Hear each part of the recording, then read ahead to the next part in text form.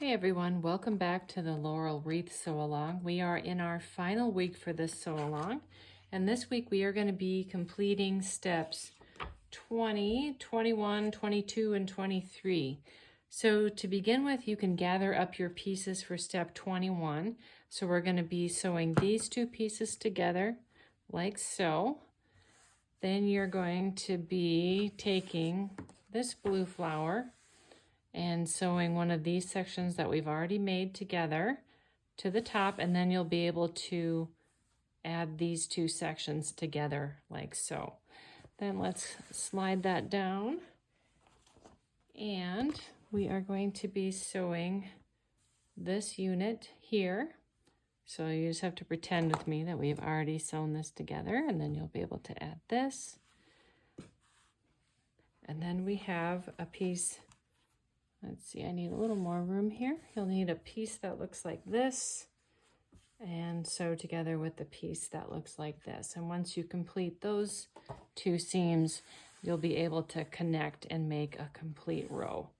All right, now we're going to move on to step 21. And for this step, you're going to take your partial red and coral flower block and you're going to attach this background piece to the left side. Then you're going to take a piece that looks like this, and you're going to attach that on the right, and then continuing down, we'll just keep sliding here. Then you're going to have a background piece that you can attach here, and you can see there's only one direction it can go. This is the way it needs to fit that. So you'll be sewing those pieces into rows. So I'm going to go ahead and do that and then step over to my design wall and show you what these rows look like when they're completely assembled. Okay, I've gotten a chance to put all those rows up on my design wall here. So you can see here are the 3 rows that we just made.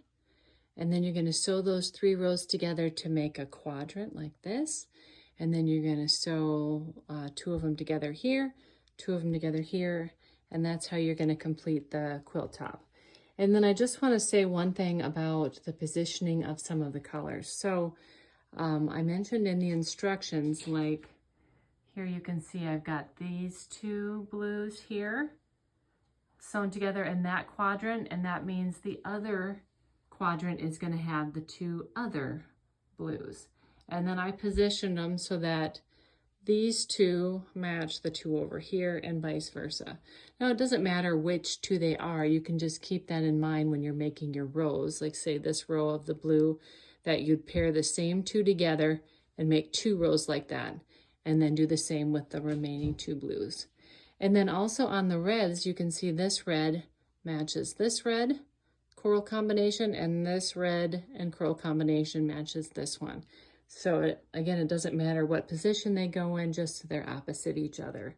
So after you do all of that and you get those quadrants sewn together, then you're going to sew your borders on, and you can see in the pattern that there is a diagram for that, and it gives some sizes for the border. But of course you want to measure through the middle of your own quilt to get your number before you put that on.